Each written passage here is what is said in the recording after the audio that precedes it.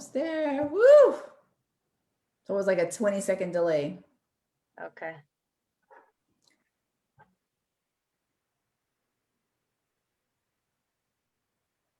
Perfect, perfect. So happy Friday, everyone. So I'm here, Lena Mendoza, along with Leslie Cervantes and Emmy Hernandez. And so I want to share some knowledge with you today and just kind of give a great intro. So I'm Lena Mendoza, I'm the founder of Intentional Leadership, and Leslie Cervantes is the founder of Inspiring Latinas. So we had this little candid conversation and we were talking about surviving to thriving. And we both know Emmy Hernandez. And so she's the founder of Athena, Duality. Am I saying that correctly?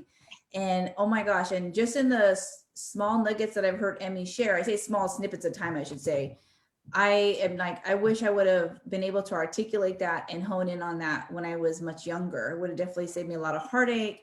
I definitely wouldn't have been able to navigate more feminine wise.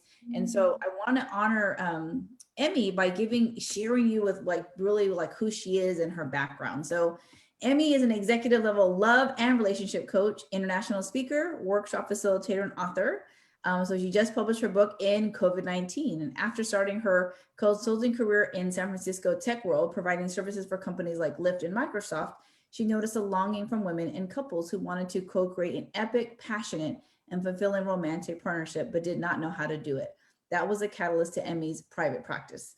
She's also the author of a column called Ask Emmy Anything, dedicated to answering your questions about love, soulmates, and romantic myths. She's fluent in both English and Spanish. She speaks at conferences, organizations, and organizations, businesses, and universities around the world. And Emmy graduated from UC Berkeley with a degree in communication and is certified in NLP, which is neuro linguistic programming, superconscious recodes, and male versus female brain communication. So welcome, Emmy. How are you?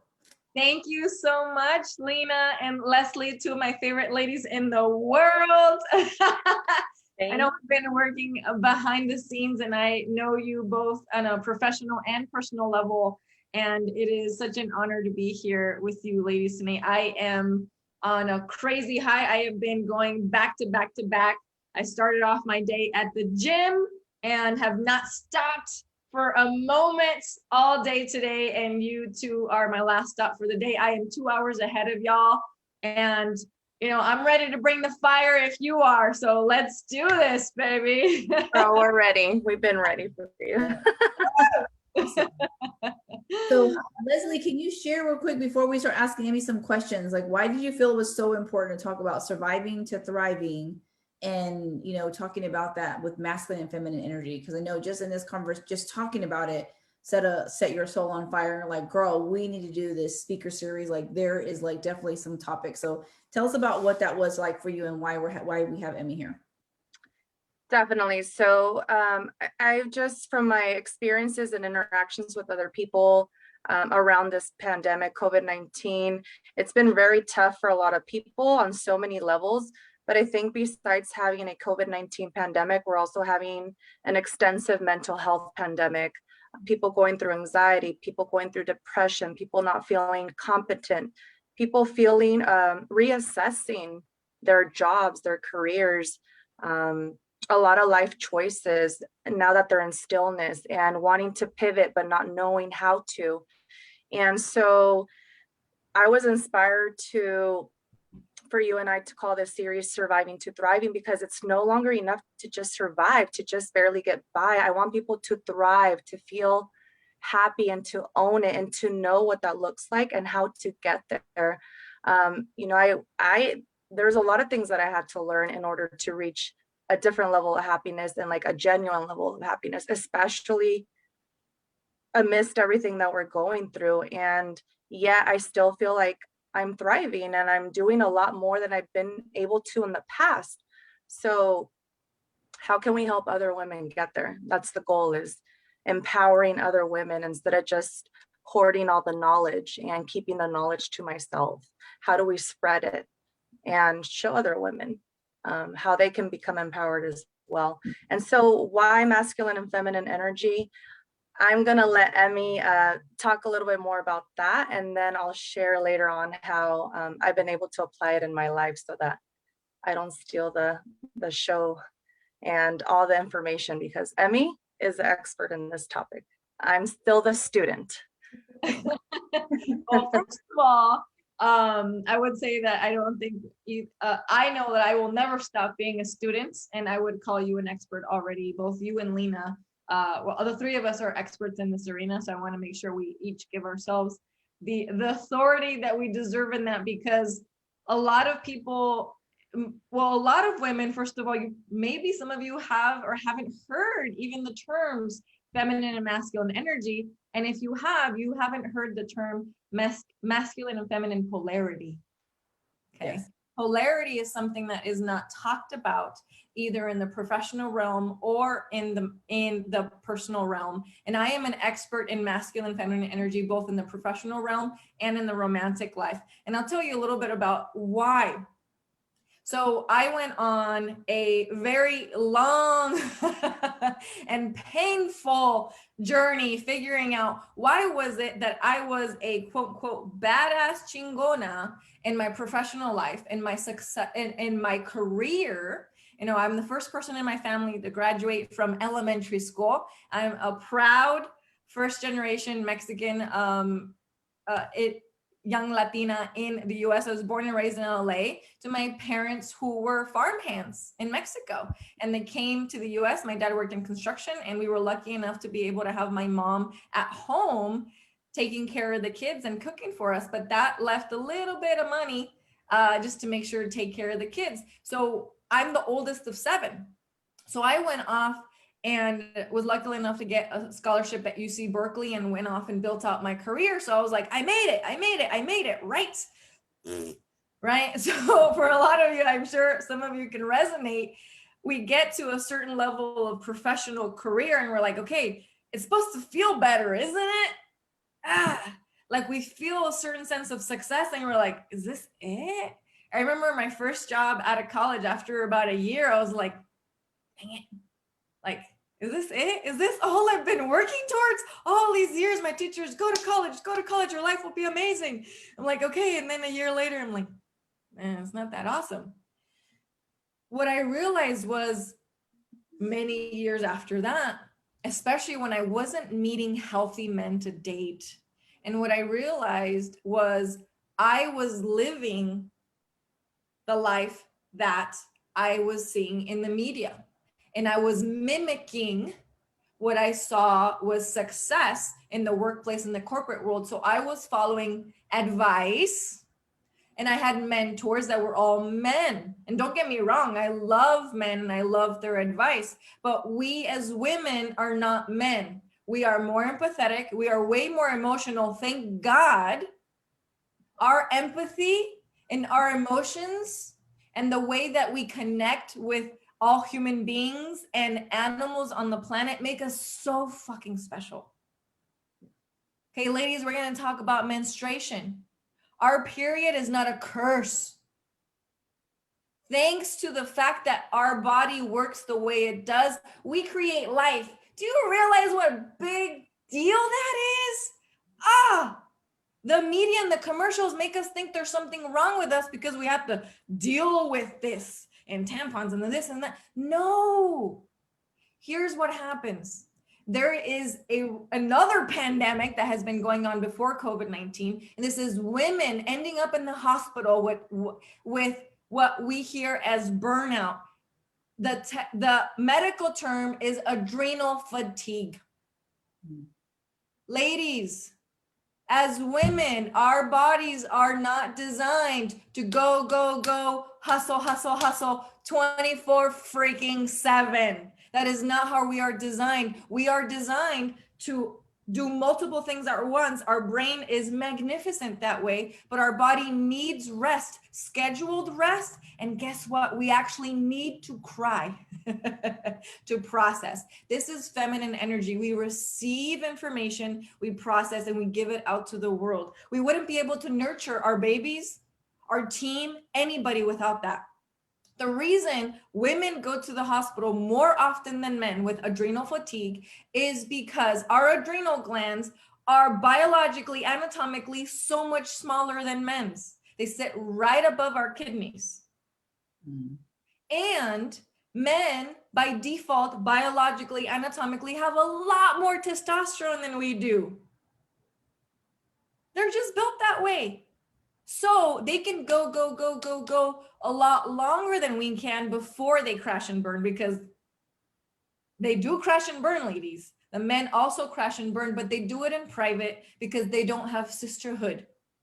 We in the corporate world are taught crying is bad, having emotions is bad, because you need to fire people. So because you need to fire them one day, you shouldn't build any relationship towards them now. That's bullshit.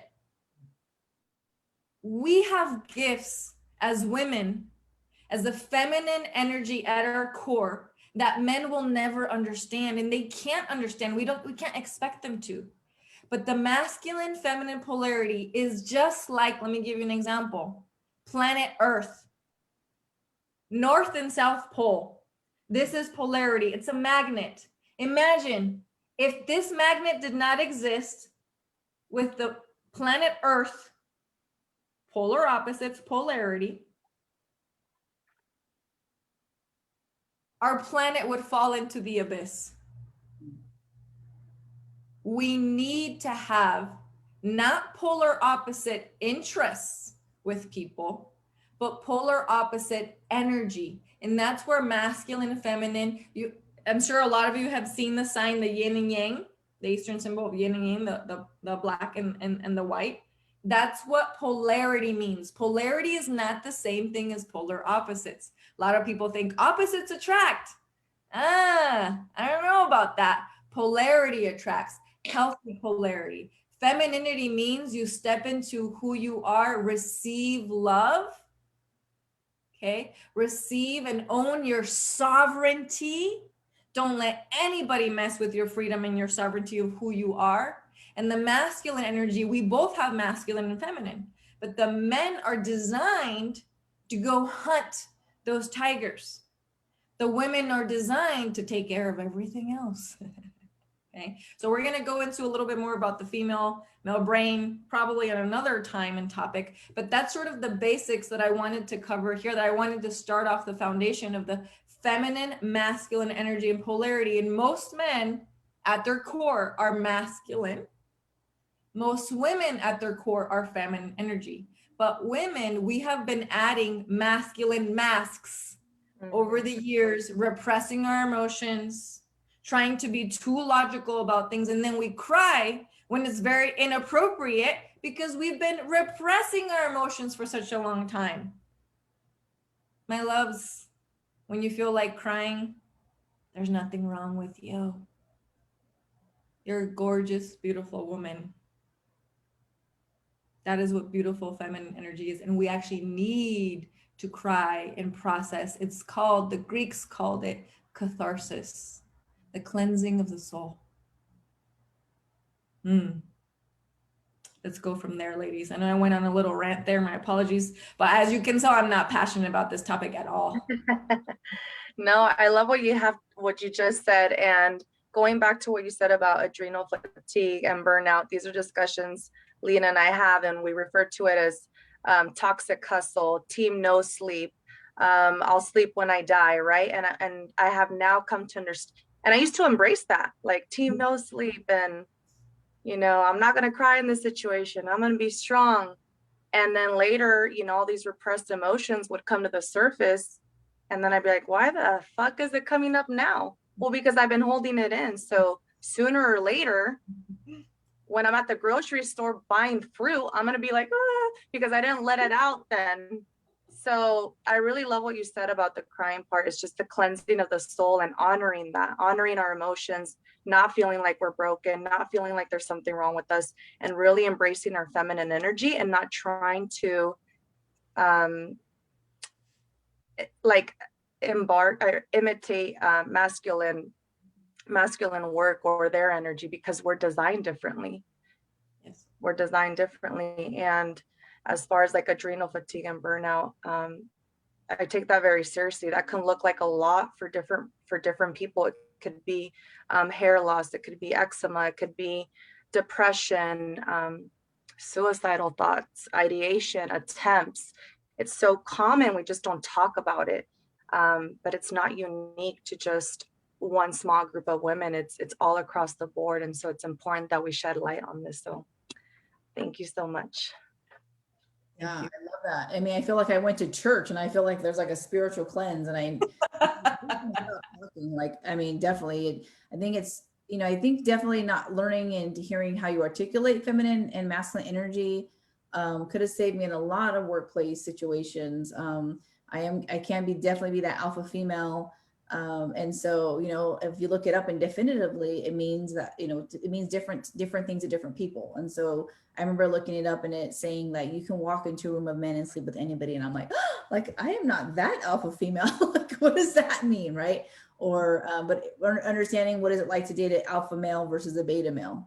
But I think the most important thing is really like understanding how masculine and feminine energy work together synchronizing, right? But then it can be a good thing. It doesn't, and then learning how to use it as a woman, because sometimes we are taught like go hard, right? And so that's masculine. Or, kind of, especially if you're having to take a leadership position. So I remind women, your power, you can have peaceful power. It doesn't mean that you have to like look up on somebody like you're gonna, and they're like, I don't have to be like that. I'm like, no, like that's not even your style. That's definitely impersonating somebody else. So can you explain how feminine energy plays a critical role in intimate relationships? I know you've explained that to us in private conversations, but I want to hear it again. I think it's important that our audience hears that. Yeah, so this is actually one of the areas of expertise that I have very proudly probably taken to a level that nobody in the world ever has. Nobody has ever explained it this way. I've spent the last 15 years studying this, but for very biased personal reasons, because I wanted to find the love of my life, and now we're engaged and getting married in August. But now I help other women find the same thing. And here's what I have found. And this is where what breaks my heart is that so many amazing Latinas, educated like myself, we get an education, go off, kick butt in the workplace, still feel like sometimes we belong and sometimes we don't. And on top of that, we can't seem to find the right partner. And we tend to attract two types of men. I'm going to tell you what two types of men we tend to attract. Those of us who live in this very masculine energy, more of like what most women call it is independent. Okay. And if you have ever been told that you are intimidating, you fall in this category, my love. That was me. Okay. This was me. I was actually very proud of this. I'll tell you why and how it was not serving my purpose. I was, I was proud of intimidating men. And I'm a little itty bitty thing, okay? I'm like freaking leprechaun size, but like I'm the oldest of 7. So as the big boss of all the kids, I learned to be very loud, and I was very cruel with my words. I was never physically assertive, but oh boy, was I sharp with my tongue, and I was proud of it. And it comes from a defense mechanism for women when we can't protect ourselves over a physically more domineering gender. The thing is, most of the time we're not actually in that type of danger. It's just the perceived danger. So in romantic relationships, the two types of men, that women who live in that state, okay, and it is a state, it's a state of both physiological and mental and emotional state. When I was in that masculine mode, let's call it, I could only attract two types of men. And maybe you ladies could relate and resonate, because these are the only two types of men that came into my life. And I can tell you this now because at the time I had no freaking clue. I now know it's a pattern. This is why I help so many women out of it, because they're like, I'll tell them, let me guess, you're attracting this kind of guy, and then your ex was like this. Like, oh, how did you know? Are you psychic? And they're like, I'm just really good at patterns. Because if I know where you're standing and I can feel you, I know the type of men you're bringing in. There's only two types of men we can attract from that state. The feminine man, which is known in some circles as beta.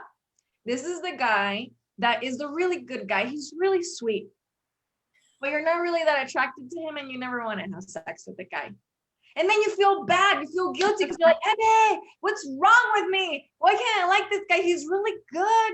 Like, he's the kind of guy that you would want to introduce to your family, but like you want the family to keep him, but you don't want to have to take him back home because he's like a little puppy dog, like, I'll do anything for you. The thing is, a true sovereign woman can't respect a man like that. You need a man with the backbone to have his own sovereignty, to be able to ground you and your energy when we're hungry and starving and tired and overwhelmed, and you want him to just be like, babe, we're gonna go eat here. And we're like, thank you. Right? Because he's like, here. Yes, like breathe. Here's some fries. Here, open up. Okay, okay, cool. Now we can. Okay, where am I? Okay, that we need that kind of man. When we're in masculine mode, we can't attract that. We can only attract the guy who wants to roll out the red carpet, but not in a way that makes you feel like a queen. In a way that makes you feel like you have a servant. And a true sovereign queen does not want to have sex with her servant. She wants to have sex with her king. She wants to make love with her king. Mm-hmm.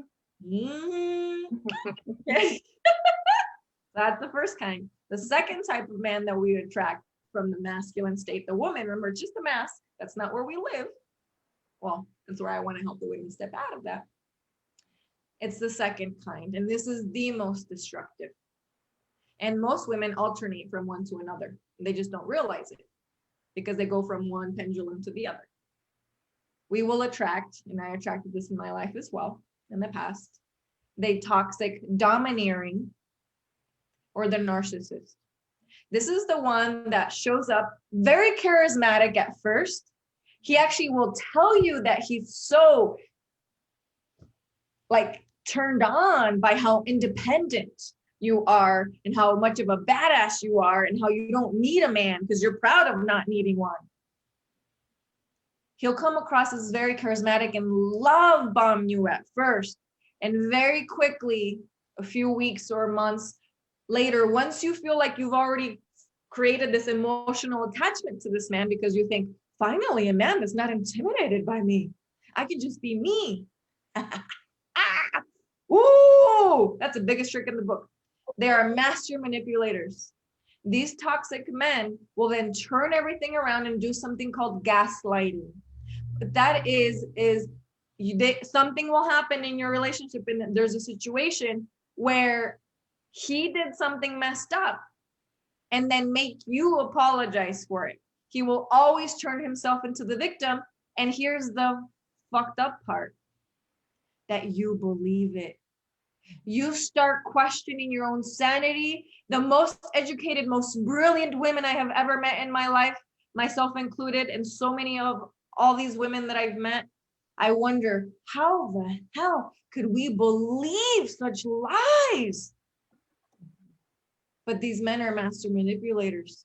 And why is it that they're attracted to us? Because they want to break us. We're like wild Mustangs. So they are attracted to the challenge of seeing us break. Mm-hmm. And once we're broken, they lose interest and cheat on us.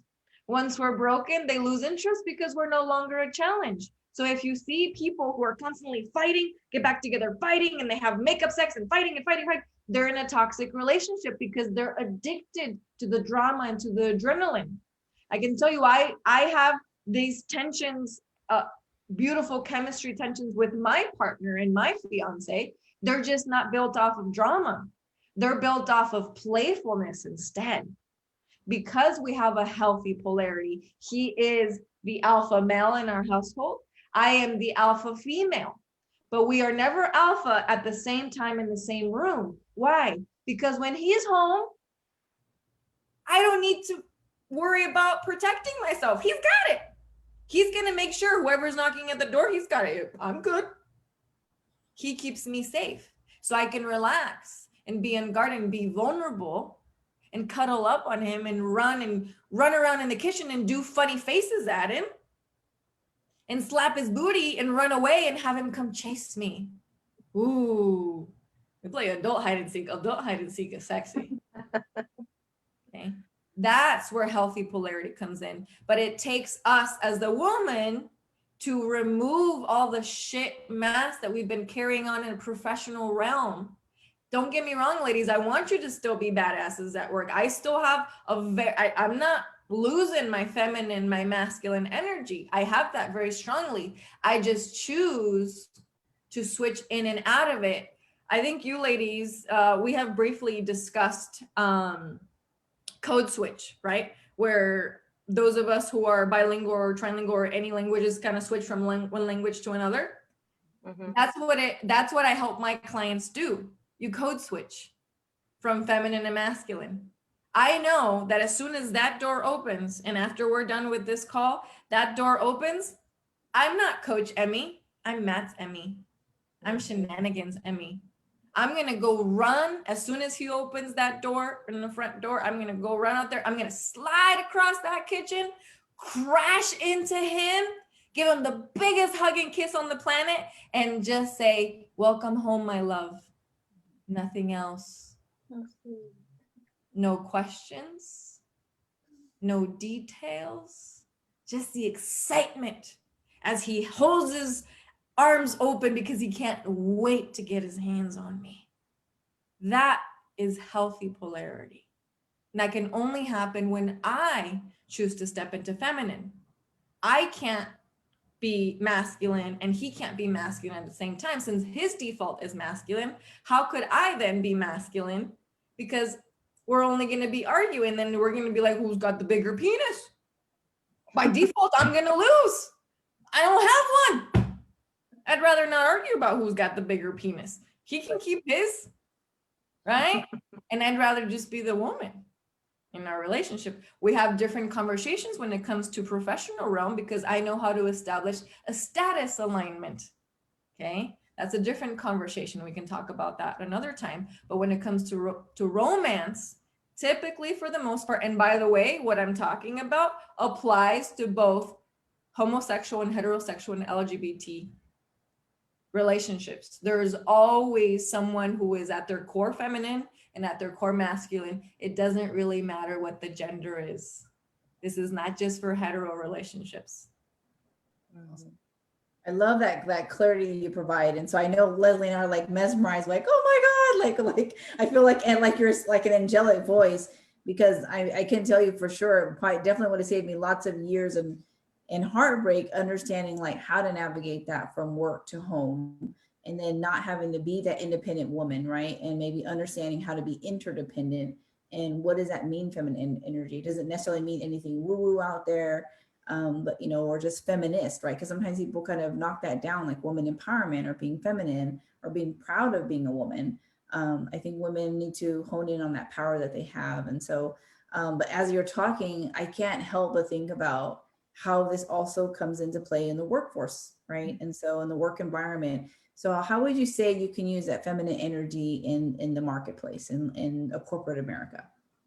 Absolutely, Lena. So this is one of the things that my clients kind of inadvertently learn, and then they realize, oh my God, Emmy, you know those guys, all those engineers that because I have some clients who are project managers at some pretty huge engineering companies or some huge tech companies. And what happens is sometimes we have a female who supervises, let's say 5 or 10 or 15 males who are the coders, right? Because she's the project manager. I have this actually specific example.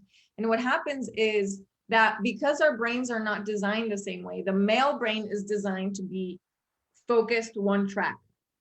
Okay. The female brain is not designed that way. We are kind of more, I like to call us like with an octopus brain, right?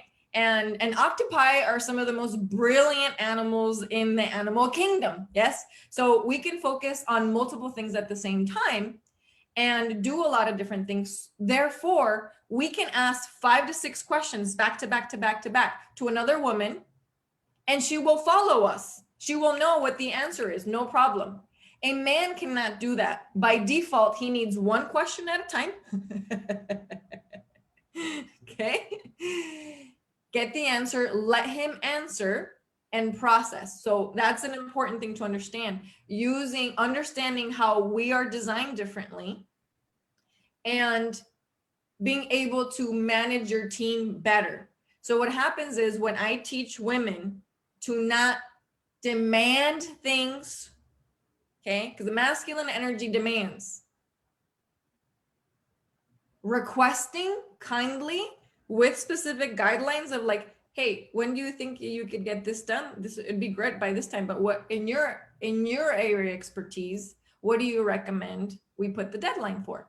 And they'll tell you like, oh, if you have people be a part of the conversation, that is a feminine, collaborative environment. People are much more willing to work with you and for you if they have a say in the conversation. When people are told what to do, we kind of turn into toddlers. We'll do the opposite just because mom told us to drink that the juice box.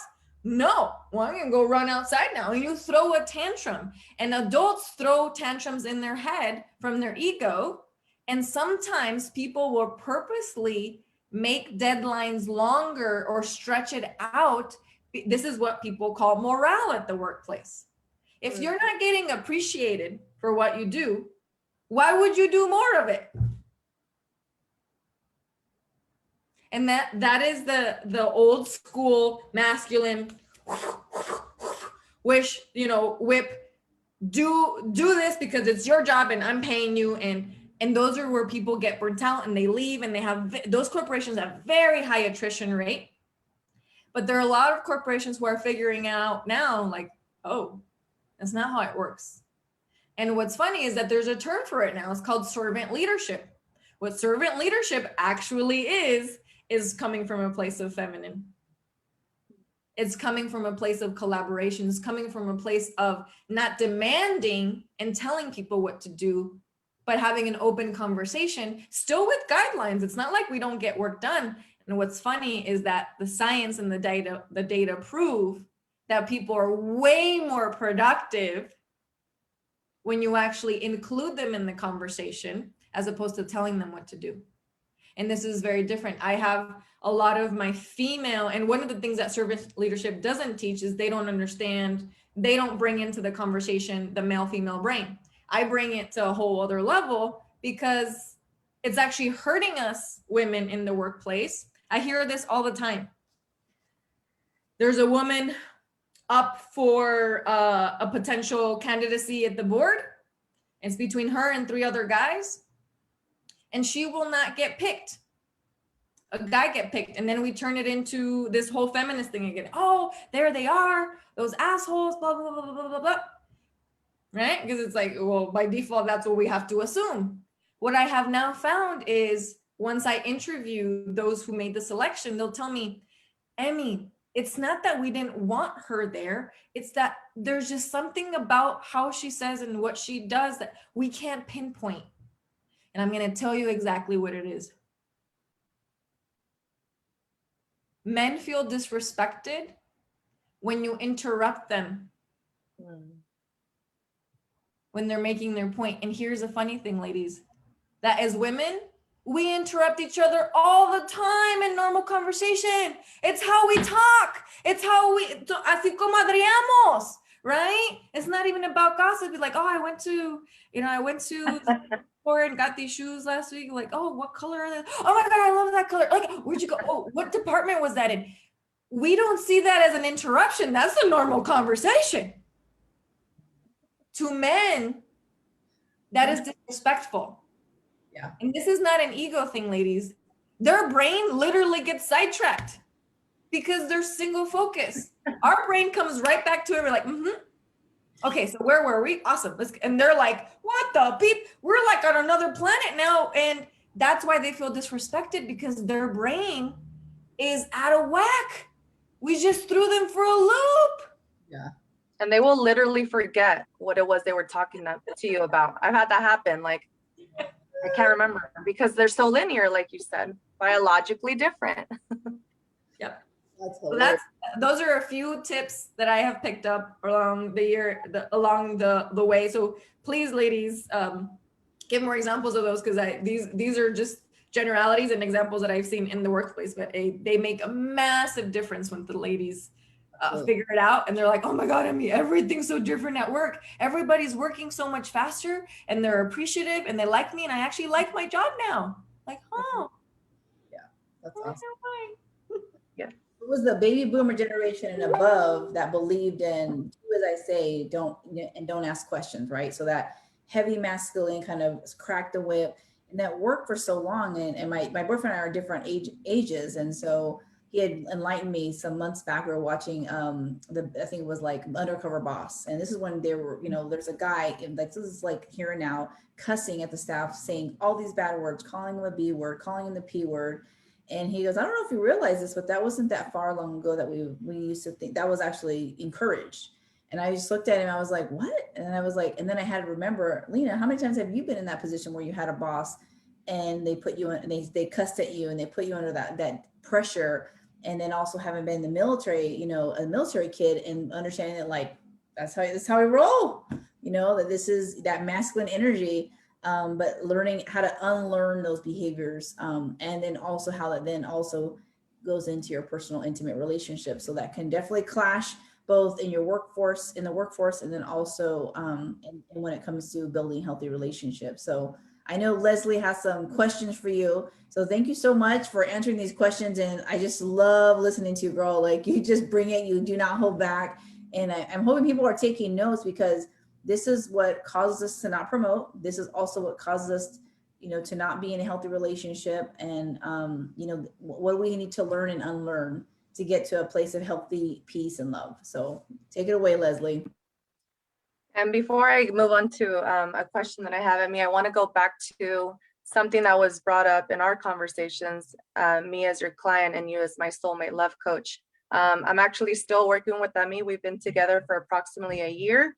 I started working with her before I found my soulmate, and during now I found my soulmate and decided to continue working with her, because oftentimes there's coaches that help you attract your soulmate, but they don't help you to create a relationship where you're both co-creating a successful relationship. And so I wanted that with my soulmate, and I have that, and it's beautiful and it feels different and I love it a lot.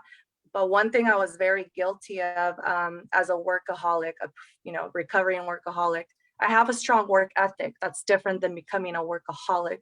I was focused, I was very efficient at work. And so I brought in the same mindset into my relationship. Well, I need to be efficient as soon as I step in the door. At this time, I got to do this. At this time, I got to do this. And it sucked out the fun out of anything I did, really. And so then I wasn't able to be playful in my relationship, which I have now learned is so, so important. And I'm like, well, I don't have time to be playful. Shit needs to get done. And it's like, no, it's so important now that I can get home and breathe and disconnect from work and surrender and feel safe and protected by my man, my king. Now I can be playful. And it's so much more fun. Like you said, just seeing him and like extending my arms and like giving him a hug and saying a joke and being silly. It's so much different than any relationship I've had in the past, because I was also attracting either feminine energy men or the toxic narcissistic man. And that went on for 12 years. So talk about a roller coaster. But, it's 2021. It's time to make some changes. It's time to pivot. It's time to thrive. So thank you for teaching me that efficiency does not work when it comes to a soulmate love relationship. We don't need it. No, throw it out the fucking It doesn't window. serve us the same as it does at work. Mm-hmm. Did you want to add anything to that, or? I think you covered it. Throw efficiency out the window. Efficiency works very well in the workplace, but it has zero place in your romantic relationship, because efficiency is not going to create chemistry, intimacy. It will not create connectedness, and therefore you will feel like you're just a roommate with someone. You can be in the same room, but that doesn't mean you won't feel lonely. Talking about the pandemic, there's so many people who are stuck together physically or were stuck together and felt so lonely, even with their partners in the room. And that breaks my heart.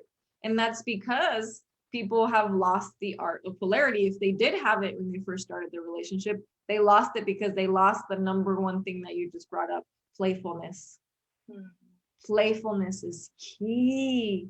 And playfulness is the number one thing that we are naturally good at as women, but we are taught to be more professional. So we put on the pantsuit. We sit up straight like a proper lady. We do a proper background in Zoom and, sit up straight and walk straight and do a proper handshake and don't bother trying to hug anybody. Like I remember talking about just sort of stepping into natural feminine energy. I went to a conference a few years back called 10X, and everybody there kept telling me, "Oh, Emmy, like so and so, like these people are super, super famous and super popular, and like it's kind of like bow down to them." And I've never believed in idolizing human beings. Like that's not something that I do. It's just you're a human, I'm a human. We either connect or we don't. Like if you vibe and you're a good person, then we can connect on a human level. And I remember there was this one particular guy, my mentor at the time, kept telling me how to talk to this gentleman. And he's like, "Oh, I mean, go talk to him and, give him a firm handshake and don't bring up any of these topics." Like I was like restricted to what I could talk about. And it just didn't feel right to me. So I threw all that out the window, and I actually ended up naturally meeting the guy in the hallway as he was walking. And I just thanked him for what he said up on stage in front of 50,000 people. And I just kind of looked at him like from a heart space and not trying to like hit on him or anything like that. I know he's married and he's got his daughters, and I actually thanked him for what he does with his family and how he even brought that up. And he's like, "Thank you so much. Nobody has mentioned that." And he's like, "Can I give you a hug?" And I was like, "Oh yeah, right." So I got my hug. And my mentor's looking at me like, no, that's disrespectful. Don't hug anybody. And this is before COVID. And I was like, see, like, don't take my magic away. This is my gift. So from now on, from that point forward, that person has opened up so many doors for me just because I connected with him on that natural gift level instead of, this professional robot that we're not. We're really bad at being men, ladies. We're really bad at being men and being robots. If you just step into your heart, you will also notice when you step into your heart, you will have to create more boundaries with people because a lot of people have ill intentions. And when you're in masculine mode, you can't notice. Your intuition is broken. Your compass is broken. But when you step into that feminine mode, you will start noticing who is coming into your world with proper love intention, both professionally and romantically. And those that are just trying to get something from you, those takers. Oh, I hate takers. Vampires. Yes, and energy vampires. Gotta create what I call sacred boundaries, energetic and verbal, and kindly protect yourself. You're gonna feel guilty at first, but those are people, including family members, my love, including family members. We are all on our own individual journey. I don't care whose blood related you are. When you need your own peace and serenity, sometimes it's better to love family members, including mom and dad, including siblings, and love them from afar. And let them be on their sovereign journey so you can continue on yours. I've had to do that, and I teach my clients how to do the same. And what's funny is as soon as you create those boundaries with these people that you think you could never do, the relationship shifts because they realize, oh, she's not bluffing. This is real. It is up to us. Those of us who have come to this conscious understanding of, aquí acaba, like this is it, I am breaking the chain. We heal our previous ancestors. We heal our previous generations. And the more we allow takers and energy vampires to take our energy and hurt us, the more we enable their behavior. So we're not helping them by keeping them around. We actually help them and the world by creating, saying, you know what? I know you love me, I love you, but in order for us to have a relationship that's healthy and helpful for me, we need to interact this way. I understand if that's not where you're at right now, but I'm just letting you know that we can't be a part of each other's lives until we can interact this way. I love you. Bye. And that's something that I put into practice even with family members. And I did feel guilty And I felt scared actually too. I didn't want to offend, but it's actually had the reverse effect where now the relationship is so much better because now they know my boundaries and where I stand, what I will allow and what I will not allow. And in return, they learn how to establish boundaries in their own life. Exactly. And so, like you said, it's breaking that chain, breaking that, generational trauma and patterns that no longer serve us. Maybe it served us at one point, generations back, but nowadays it's up to us to set the tone. And going back to something you said that's very important, because this is something that I have put into practice and I'm very intentional. Gratitude towards our man. Gratitude. We cannot overthink them. Thank you. I appreciate you. That means a lot to me. You made my day. Simple, but it goes such a long way, because I didn't realize, going back to the example you used, men don't get thanked a lot. I thought they did. So I'm like, why am I going to thank them? Shit, they get thanked all the time. They really actually don't. So it was new to me to learn this from you, Emmy. And even I put into practice allowing even men to open the door for me. Can I open a door? Of course. I'm strong. I know how to open doors. But allowing my feminine energy to come into work and taking steps behind, allowing the man to open it, looking at them and saying, thank you, I appreciate you. And it everything changes. And it's not to be in a flirtatious way. It's not that I desire the person. It's just appreciation for what it is, appreciation. And so on that note, I wanted to ask, what practices do you recommend to women to do feminine energy work in their life? Something that honors them as a woman, something they could do on a daily basis. What are some practices you do in your day-to-day life? Yeah, one of the things that completely changed my life was gratitude meditations on a daily basis. When we are in appreciation for what we have already in our life, we're training our brain to not go into what we're missing, and therefore not looking for like worst case scenario. Because remember, our brains are actually designed to only survive. Okay. So our brain, it's a constant willpower, it's a constant battle between our soul and our brain, because our brains, our egos, are not designed to thrive. Mm-hmm. Okay. So in order to do that, it's a lot of women who are spiritual and religious. I want you to institute a type of prayer in the morning, a type of meditation. It doesn't even have to be long. It could be 5 minutes of just thanking the universe, thanking God, whatever it is you believe in. Thank your future self. If you don't believe in a higher law of the universe, you can thank your future self.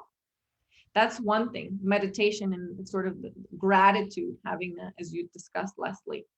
One of the things that I started instituting, especially when I was pulling in Matt, the love of my life, was soulmate meditations, right? So there are different types of meditation. So I was listening to soulmate meditations, and I created a soulmate meditation. So I have that for my clients as well. Whoop, I'm getting blurry here because I'm moving around too much. There we go.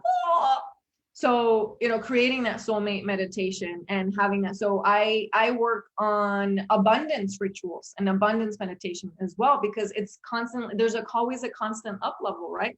I've hit multiple six figures. I'm working towards the next millions, and that's going to be multi-millions in my business in the next 24 months. So obviously that's never happened in my lifetime, in my family's generation. So I can't go to them for that level of advice. I go to others who help me get out of my own way and also train my mind to go into that. But the biggest thing to go into feminine energy is do the things that bring you joy, just because. There's no efficiency. It's not about working out. If you do yoga and you go to yoga because it makes you happy, go to yoga because it makes you happy. Don't go to yoga because you're going to lose weight. Don't go to the gym because you're going to lose weight, right? There are things that we do to keep our body going and functioning, and there are things that you do just because it makes you happy. For me, sometimes that means leaving in the middle of the day to go get my favorite meal, too many women deprive themselves, both taste buds and sexually, from things that bring them joy. It's putting yourself into a state of constant pleasure and joy that will bring you into this frequency of femininity, because you will be receiving all of the love and abundance from the world. So what are the things that make you happy? So a lot of people think, oh, self-love, massages, mani-pedi, all that stuff, and shopping. Yeah, sure, if and when you're actually feeling super excited about the dress you bought. Because guess what? If you bought a dress and you're feeling guilty about it, you're out of joy. If you're getting your mani-pedi, but you're texting and you're on social media and you're doing Instagram and not paying attention to how you're actually feeling, then your toes just look pretty. That's not self-love. Okay? What I hear Emmy saying is have sex and eat cake and you're good. So. Yeah, basically, you got me. Whoo! I think we need a book title right there. Just have sex and eat cake and you're done. I was like, oh my God, I get it now. So yeah, I think, and I love how you describe that self-love, because people we don't pay attention to that mindfulness, or how you block your blessing, right? So, you want to go shopping, but you feel guilty for spending money, or you exercise to lose weight rather than grateful that your body can move, right? This is an opportunity. Your body could not move, right? And so understanding that. And so, yeah, I love how you said that. And the sad part is, incidentally, we block ourselves from giving the gift that we have to others. I mean, if we didn't do the work, if we didn't hold the space to have these conversations and educate women on these topics, then how could we empower them? And so we block ourselves from spreading the blessings onto others as well. I mean, I felt guilty saying that I wanted to work empowering other women. And now I'm like, why did I hold back for so long? I've had women say, like, thanks to that 1 hour conversation, I've started my business. Thanks to that 30-minute conversation, I doubled my prices on my product and tripled my clients. I let go of that toxic job, and now I'm a manager at a place that I love, making the salary with benefits. If I continue to be in fear, because fear and love cannot coexist, that is not a balancing polarity. But I was stuck in fear that I held back on my dreams and goals and trying to suppress my feminine energy. But now that I've released it, now that I can transmit it, things have aligned so much better than when I was in my masculine. So much better. Things are aligning, the people I'm meeting, the boundaries I'm setting, my intuition. Not everybody has that. We as women, we have that. So why not utilize it? What advice would you give to women who feel hopeless and who have had or gone through heartbreaks? What advice would you give to them? Oh yeah, heartbreak lane. I feel like most of my 20s, I lived in heartbreak and with heartbreak. Heartbreak is the worst. The reason I went into this niche in this business and helping women with matters of the heart is because I went through horrible things with my career and horrible bosses and quitting jobs and blah, blah, blah, blah. And I've seen other women go through it as well. But I have also seen that there's nothing like a breakup to tear us down and to make us basically useless for like weeks on end, if not months on end, sometimes years. We seem to find a lot of advice around being able to find a new job and, just dust ourselves off and get back on the horse. When it comes to matters of the heart, we make it about our sense of worth and our sense of deserving. And we feel like we're not worthy and deserving of love. And I want women to know that if you're going through heartbreak right now, you're not broken. You don't need fixing. There's nothing wrong with you, my love. Heartbreak is unfortunately a natural part of what happens when we're learning these patterns around polarity. And then I'll give you a couple things of what I suggest to sort of get past the immediacy of the heartbreak. And that is to reach out and be in touch with your girlfriends.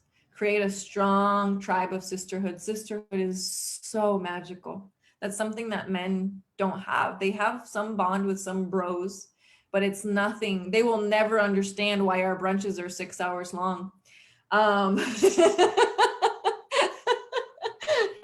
They're like, how did brunch turn into dinner and breakfast the next day? Don't ask, my love. It's just brunch. Right? Having that connection. And you know what? Not doing something called spiritual bypassing. I'm going to tell you what that means. Spiritual bypassing is when you're like, you know what? Fuck him. You know what? Because your girlfriends are going to like try to be like, you know what? Next. He didn't deserve you anyway. So a la fregada, and you know, let's go out and party and find another guy. You know, that's not going to make you actually truly happy. You're going to feel like shit when you're there. You might look cute and hot, and you might make the mistake of going home with a guy, and then you'll feel even worse. That's the last thing you want to do. What you actually want to do is do more things that actually allow you to cry. So many of us want to avoid that at all costs. Cry it out, babe. Cry it more. Process. Do whatever you need to do. Do a lot of work around. Cry in the shower. Cry in the bath. Take yourself on beautiful dates, even at home. Make it a point to gently put lotion on your body and just be tender with yourself. We don't have enough compassion for ourselves. And when we don't cry, what spiritual bypassing is, you know, like, you know what? I'm fine, whatever. You don't cry it, you don't process it. And what's going to happen is 6 months down the line, something is going to happen at work that is completely unrelated to the heartbreak, and you're going to blow up. And everybody's going to be super confused because you were triggered neurologically and you didn't know why. Or you'll have a panic attack and you go to the hospital, and they'll say like, what happened? Like, we don't know. You'll have a tachycardia attack while you're driving. You're like, I don't know, something. I have anxiety. I need to go get therapy. I need to go, my heart, you have a heart murmur. Most of the time you don't. You just didn't cry it out. You didn't process it in a healthy, safe space with your girlfriends. You need to get it out. You need to do that spiritual soul cleanse. That's the most important thing. And being surrounded with your girlfriends that love on you no matter what. And listening to songs that will help you get that out. And you know what? Go for it. Watch as many movies, Netflix binge, Disney Plus binge, Discovery binge, whatever it is. Eat that ice cream. Eat that ice cream, boo-boo. And I also have something special for those of you ladies who are here. This is something that I don't usually offer, but I'm going to do something special here today. I've created something called a cord cutting ceremony, specifically for the women who are going through heartbreak, because it will energetically help you disconnect from this person and from previous partners that have created that energetic pull on you, because you feel it viscerally in your body. But I will create a special video and audio for the ladies listening here. You can only get it if you email Lena or Leslie, because that's how I know that and they will let me know. I will send you the cord cutting ceremony video only for the ladies here. That will be an exponential step in your healing. That's awesome. So many times we don't realize like how important it is to heal, right, from the heartbreak. And so Leslie and I were talking about that, and it's just, you know, we just move on to the next, or like, you don't, you know, definitely hearing the girlfriend saying, you don't need that, girl. It is what it is. Next, you know, sometimes we say it just because we don't know what to say, or we want to provide comfort. And so it's, but now as we're getting older, I think healing is sexy, healthy is wealthy, right? So it's good to cry, right? And spiritual cleanse, and definitely do that. And so definitely I think the pandemic has encouraged us to be more compassionate, self-compassionate, and definitely self-love. And then, and what does that mean? So thank you for extending that out to our audience. And so how can people get a hold of you, Emmy, and get it, they want love coaching, they want to hear more about your program. How can they do that? Yeah, so perfect timing, because I actually have a program, a 5-day free intro program that's happening. We start April 26th, and I don't know if I'm ever going to run that program again, because I actually have a wait list right now for my one-on-ones. I'm very, very blessed to have a very full private practice, but I am going to be running that 5-day program, and it's completely free.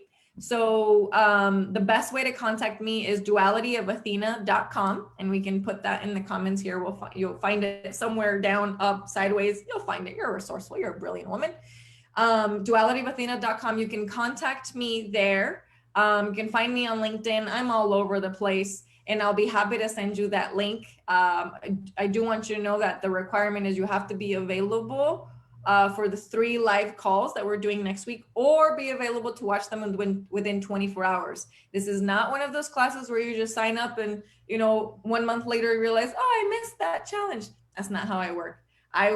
You will only get results when you commit. So if you're committed, I'm committed. Other than that, don't waste anybody's time. But I wanted to extend that out to you ladies. But yeah, the best way you can find me is dualityofathena.com. I have a contact form there. Would love to chat with you about where you're at, and maybe we can make some magic happen.